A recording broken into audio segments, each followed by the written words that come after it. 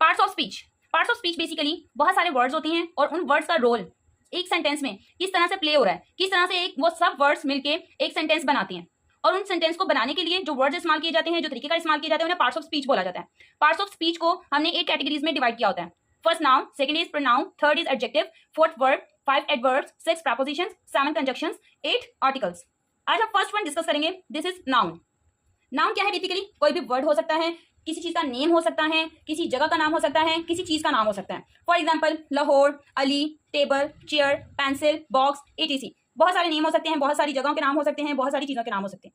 Noun की basically 2 types हैं, common noun and proper noun. Common noun simple, किसी भी जनरल चीज का नाम, कोई भी आम चीज, किसी जगह का नाम, किसी चीज का नाम, जैसे for example planet, table, chair, pencil, city, country. तो ये सिंपल कॉमन नाउन्स हुए। प्रॉपर नाउन क्या होते हैं? प्रॉपर नाउन एक स्पेसिफिक नेम होता है, स्पेसिफिक थिंग का नाम होता है, स्पेसिफिक कंट्री होती है, सिटी होती है, हर वो चीज जो कि खास होती है, हर वो